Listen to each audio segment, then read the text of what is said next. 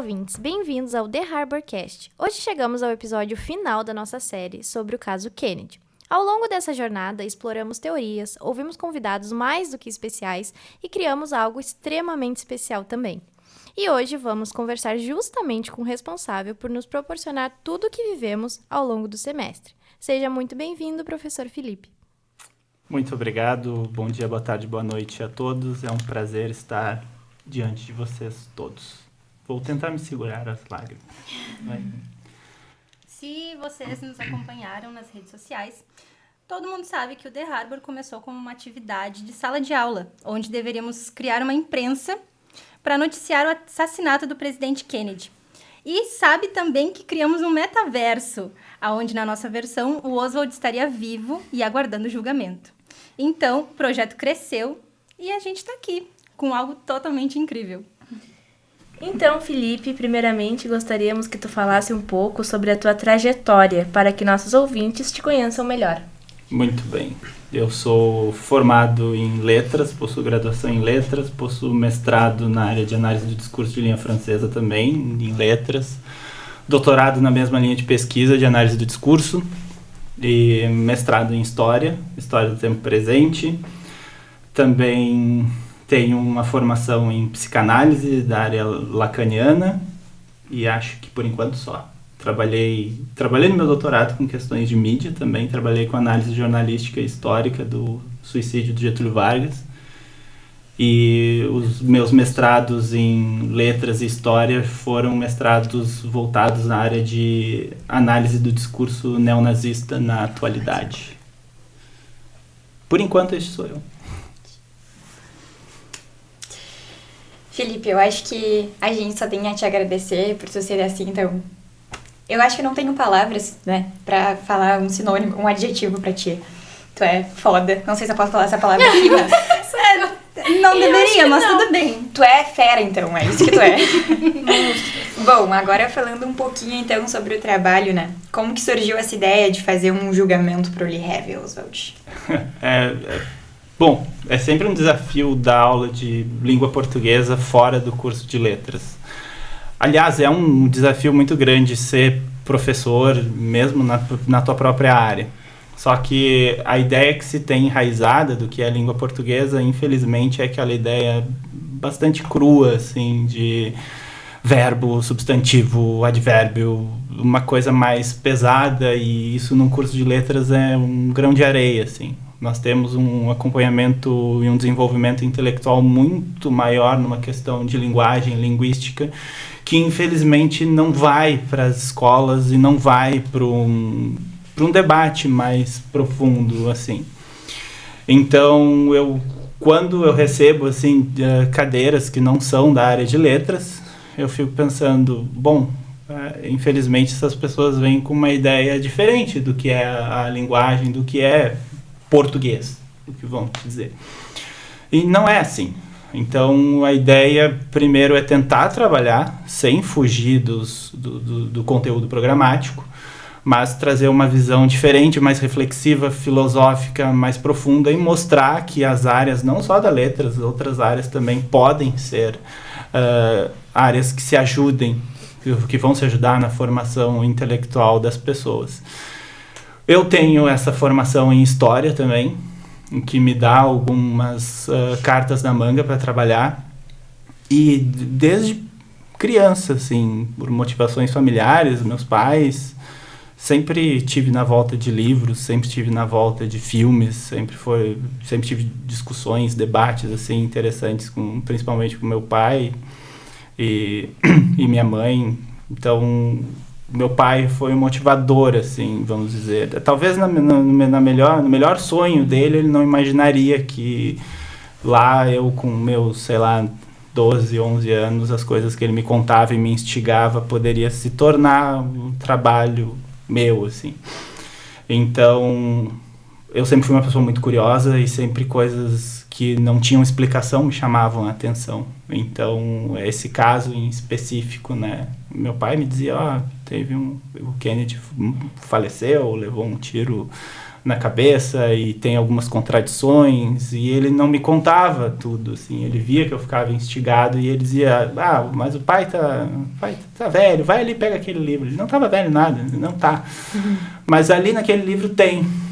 Aí eu ia lá e lia, assim, e via aquele absurdo, e depois ele dizia, não, vou lá contar pro pai, então, já que ele esqueceu, mas no final ele sabia. E aí, bom, eu fui crescendo e a curiosidade foi aumentando, não só na questão do caso do Kennedy, mas em várias questões históricas, filosóficas, sempre chamou a atenção. Depois eu fiquei sabendo, estudando, que o Oswald é morto 2 dias depois, então, nossa, isso é um grande queima de arquivo, né? Tem um filme do Oliver Stone, o JFK, Pergunta que Não Quer Calar, 3 horas e meia de filme, na minha opinião não é maçante, é um filme bem legal, bem interessante, que mostra o julgamento do caso do Kennedy, só que sem o principal suspeito, que era o Oswald. Eu fico, nossa, como assim? O cara que é suspeito não está no seu julgamento. Quando a gente veio para a sala de aula e trabalhamos com texto, existe uma questão muito importante, que é o teu texto, ele tem que ter outras vozes, tu tens que mostrar que o teu texto ele tem um embasamento, que a tua ideia ela tem um embasamento e ela tem que ser segura nisso.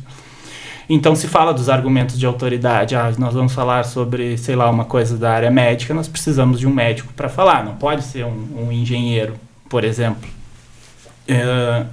Então eu procurei mostrar que não é bem assim. Não basta só ter a legitimidade social para que seja um arcabouço ali para ser usado.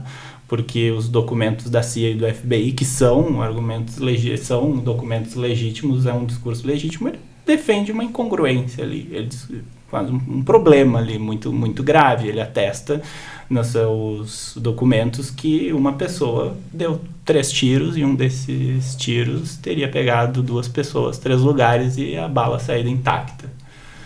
E quem está falando isso é um argumento de autoridade. E eu acho que a principal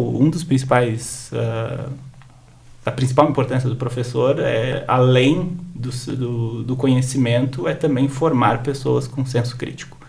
Que a gente tenha uma visão crítica da sociedade, que a gente tenha uma visão crítica dos textos e dos tempos, e que nós não sejamos massa de manobra, que a nossa posição ela seja colocada ali em prática, em voga. Então, dentro dessa relação de ter que trabalhar o texto e mostrar o argumento de autoridade, vamos trabalhar essas questões, então, na prática. Eu estou no jornalismo, o que eu tenho que fazer? Eu tenho que instigar as pessoas a fazerem o que eles vão fazer até o final das carreiras deles. Então, eu não sou jornalista, mas o que fez eu estudar bastante coisas também, muitas coisas relacionadas ao jornalismo. E, bom, vamos trabalhar o gênero notícia? Vamos. Questionem, coloquem, posicionem-se, afirmem o que tem dentro desse caso tão obscuro, de uma forma crítica e sensata. Não vamos entrar em teorias da conspiração, que as coisas fazem curva e está tudo certo, porque não é assim que funciona. Se nós não tivermos o trabalho desse olhar, qualquer tipo de discurso que apareça pode nos pegar. E não é isso que a gente tem que fazer e trabalhar. Então, depois vem as questões de argumentação e sustentação, que também fazem parte da estrutura do texto. E por que não colocar isso na oralidade? Então eu pensei, vamos fazer um julgamento, vamos fazer colocar o Oswald, criar toda essa nova linha temporal. E aí vamos dividir em grupos e as pessoas vão fazer a cobertura desse caso, vamos fazer entrevistas, enfim, vamos fazer tudo que os jornalistas precisam fazer, né? Depois a cobertura do julgamento, enfim. Eu fiquei muito feliz, muito orgulhoso, assim. Foi uma coisa que me surpreendeu de uma forma muito positiva, que me tocou de um jeito muito especial, assim. Foi uma coisa que eu sempre trabalhei esse julgamento, assim, sempre foi muito legal. Só que dessa vez foi especial, porque as pessoas, elas se atiraram nisso de uma forma muito positiva, muito legal, entenderam que também faz parte do crescimento. Então o primeiro desafio é romper essa barreira, dizer assim, olha, português não é só regras, português não é só isso. Primeiro que não se diz português, se diz linguagem, se diz linguística, e a partir daí a gente trabalha e cria toda uma estrutura em cima disso, sem abrir mão também, ou procurando não abrir mão, dos gêneros textuais e discursivos que vocês vão trabalhar como jornalistas, né? Que já são. Felipe, tu tirou a minha pergunta da minha boca, porque eu ia te perguntar o que te levou a escolher o caso Kennedy para criar um trabalho. Tu diria que qual ponto do caso te chama mais atenção, que te fez pensar mais sobre? É a função do Oswald ter morrido 2 dias depois? É a função de ter se criado uma comissão que fala essas barbaridades que falam? Sim, a questão é tão profunda que qualquer um desses detalhes que a gente se apegue, ele te dá margem para isso, né? Mas a própria construção social faz que se tenha um documento que seja legitimado com carimbo de CIA e FBI para as pessoas, opa, tá, é a CIA que está dizendo que essa bala fez essa curva. Mas eu creio, pelo menos no momento, eu te respondo que a cereja do bolo de toda a conspiração é a morte do Oswald 2 dias depois. Porque o Oswald indo a julgamento, por mais que ele seja ridicularizado, ele ia falar nomes, ele ia falar coisas, ele ia expor pessoas. Que por mais que não desse certo, entraria para a história o discurso dele. E a gente não sabe o que ele poderia dizer. Então o que me chama a atenção é isso. É essa obscuridade dentro de toda essa conspiração que ainda consegue ser mais obscura que isso, né? Bom, professor, mais uma vez, seja bem-vindo ao nosso episódio de hoje. As suas aulas foram bastante interessantes, né? E ao longo do semestre a gente notou que, assim como é nós, a turma toda ficou bem envolvida com o trabalho. Você esperava que a atividade tivesse esse impacto, inclusive com a criação do The Harborcast News?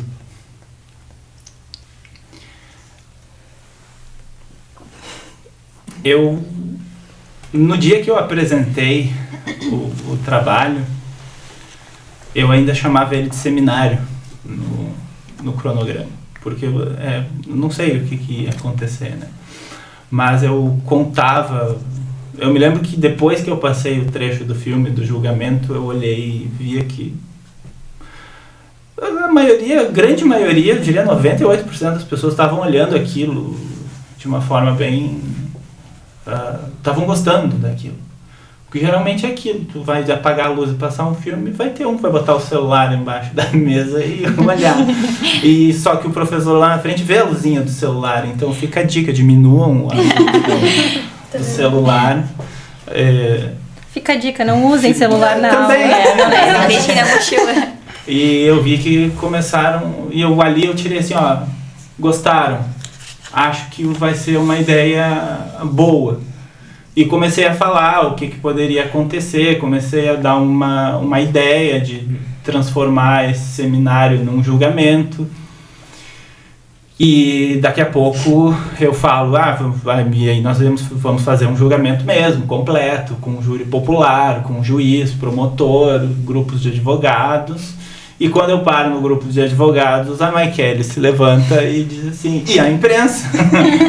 E eu digo, sim, e a imprensa, vamos dividir a imprensa também. Uma vai defender os Estados Unidos, outra vai defender a questão da conspiração. Mas, é para defender os Estados Unidos de uma forma coerente, né? Não é para defender a ideia de bala mágica. Tu pode ter, tu deves ter a tua posição. A questão, imparcialidade não existe, tu tens que ser parcial, inclusive. Só que a tua parcialidade ela tem que partir de um campo da verdade, e da ética e do respeito com o teu público. Porque tu estás produzindo uma notícia, tu estás fazendo uma narração de um fato e tu estás tornando isso público. Tu és um formador de opinião e tu tem que ter respeito com essa pessoa que está lendo. Então, tu defender uma teoria da bala mágica, ela além de ser uma coisa fisicamente impossível e uma coisa totalmente incongruente, ela também se torna uma falta de respeito com o teu público. Então, queres defender que o Oswald é culpado? Vamos lá, cria argumentos sólidos sobre isso e coloca em prática. Então, toda essa a construção que aconteceu dentro da aula foi uma coisa que eu pensei assim, nossa, beleza, pegaram, que bom, que maravilha, vai sair um bom trabalho. E, de repente, começaram os perfis e daqui a pouco vocês começaram com ideias e perfil no Spotify e canal no YouTube e recortes. E eu falei, é isso aí. É isso que tem que ser feito. E a cada vídeo, cada coisa que eu olhava, eu genuinamente me emocionava, porque eu dizia, é isso que tem que ser feito. É isso que... A questão não é... Claro, o trabalho é interessante, essas questões de conspiração, elas são interessantes, elas são legais, pelo menos a minha visão, elas são legais, elas te instigam. Só que a ponto de que as pessoas iriam se inflar tanto nisso, eu fiquei assim, num primeiro momento, nossa, que coisa boa, que coisa, que bom, que importante isso para a formação deles. E aí, assim, para mim também. Porque eu comecei a pesquisar o que é um podcast, como é que se fala um podcast, porque eu fiz o possível para estar em todos, assim, para participar de todos, porque eu acho que é uma coisa importante estar junto e também porque eu tenho essa curiosidade, gosto de aprender. Então foi uma coisa de mão dupla, assim, porque eu aprendi muito. Eu tive um level up, assim, na minha carreira profissional com esse trabalho e principalmente com o empenho de todos vocês, assim. Então eu acho que essa formação disso tudo, porque isso é uma coisa que transcende as questões acadêmicas, Vitor. Isso é uma questão humana, assim, porque é uma coisa perfeita, assim, são grupos de pessoas que estão crescendo juntos, assim, e através de um mecanismo que é o conhecimento. Por muitas vezes eu me sentia como me sinto parte do grupo. Assim, nunca me vi como o professor, o cara, não, vamos lá, vamos ver, vamos fazer junto. Tanto que eu participei das entrevistas de olho roxo e tudo. O mistério do olho roxo. Mistério do olho roxo. Então, assim, eu esperava uma coisa dessa? Não. Essa magnitude, assim, não esperava. Só que quando apareceu, foi um brilho muito grande, assim, uma coisa muito importante. Eu falei, nossa, eu nunca vou me esquecer disso. De verdade, assim, nunca vou me esquecer. E falando como aluna, esse trabalho /seminário /julgamento, todo esse processo, cada passo foi muito prazeroso de fazer. Muito, muito, muito mesmo. Conversando entre a gente, conversando com os nossos colegas. A gente teve esse debate, trouxe essas questões, foi um dos trabalhos mais legais que eu já fiz na minha vida. E a gente pôde ter essa relação com o jornalismo, com as áreas do jornalismo, nesse trabalho no primeiro semestre e que me levou na cabeça ter a certeza de que eu entrei pro curso certo, é um curso que eu queria muito já, mas que só reforçou essas ideias na minha cabeça, e eu só tenho a te agradecer as minhas colegas, que eu tenho um imenso prazer de estar do lado e trabalhar do lado delas também. Ai, com certeza, Ana Rara, acho que tu falou tudo. Além, né, dessa troca que a gente tem, que eu acho que é uma troca muito legal, que vai além do professor e com o aluno, né, que eu chamo o Felipe de mestre, na verdade, né, porque pra mim ele é um mestre. A gente se empolgava tanto e às vezes era até tarde da noite conversando sobre gente, o que a gente vai postar amanhã, tem que ter horário pra postar. A gente tinha um comprometimento fora também, porque todos nós trabalhamos, né, a gente tem uma responsabilidade, e eu acho que isso envolveu família. Por exemplo, a minha família ficava muito feliz quando eu postava um corte, ou mãe, hoje eu tenho uma gravação. Então eu acho que envolveu muito, e eu acho que esse trabalho, assim, só tem a melhorar. E, na verdade, não tem como melhorar, porque ele já é perfeito pra mim. E, com certeza, foi um prazer enorme dividir todo esse tempo com vocês. Eu espero que a gente divida muito mais experiências, com certeza. A gente é muito unida e unido, né? E, com certeza, a gente só tem o que crescer e evoluir. E eu queria salientar que a ideia inicial éramos nós 4, mas o Victor foi foi uma adição maravilhosa que teve no grupo. Ele é muito bom, eu acho que ele gostou muito de ficar na parte das câmeras e ele é realmente muito bom nisso. Sim, e coitado, né? Dividir com 4 mulheres. A gente não cala a boca no grupo, né? Desculpa, perdão. Depois eu vou olhar quantas mensagens a gente já trocou no grupo, tá? É muita coisa. Coitado do Vitor. Mas e agora, Felipe, conta pra gente, como professor da área de letras, como tu vê o papel da linguagem no jornalismo investigativo? Especialmente em casos como o do Kennedy. Eu acho muito importante, falando como analista do discurso, que o mecanismo que se tem na formação de análise do discurso é meio que um detetive dos sentidos, assim. Ver aqui quais são as questões, por que as pessoas usam determinadas palavras e deixam de usar outras, o que elas significam, o que uma palavra pode significar em contextos diferentes. Eu acho que no papel do jornalista, sim, é essencial ele saber essa reflexão mais profunda da linguagem, porque ele pode, daqui a pouco, atestar alguma coisa diferente do que ele quer passar. Porque o texto ele não pertence a ti, o texto é um produto social. No momento que tu estás escrevendo, tu escreve para o outro, né? Tu tá colocando as tuas palavras para o outro e tu não é responsável pela interpretação dos outros. Então a linguagem no ramo do jornalismo, ela se torna importante na reflexão dessa construção desse texto do jornalista, né? O que ele vai alcançar escrevendo dentro daquele formato, dentro do gênero do qual ele está se propondo a escrever. Então, acho que, puxando um pouco para o meu lado, poderia ter mais questões de linguagem dentro do curso de vocês, pelo menos mais umas 2 cadeiras. Com certeza. Eu acho que a gente podia seguir os 4 anos com o curso de língua portuguesa para jornalismo, né? Eu sou peculiaria também. Acho que, por esse lado, assim, eu acho que as questões de filosofia da linguagem, de discurso, ajudam muito, semiótica, ajudam muito nessas reflexões, né? E, Felipe, agora uma pergunta mais pessoal. A gente queria saber, a gente está curiosos, né, para saber o que te chamou mais atenção no nosso trabalho como o The Harbor? Algum episódio, algum episódio de podcast, algum vídeo, alguma coisa que tenha te chamado mais atenção, que tu tenha gostado mais do que os outros? Eu sei que é muito difícil escolher só um, o trabalho é muito bom, tá? Eu sei disso, mas faz um esforcinho. Por favor. Ele pensando. Não vale falar a tua entrevista. Então. Até A tua performance não conta, tá? Não, tudo bem. Spoilers. Mas Bom, primeiro assim, foi muito profissional todas as construções que vocês fizeram de textos e publicações.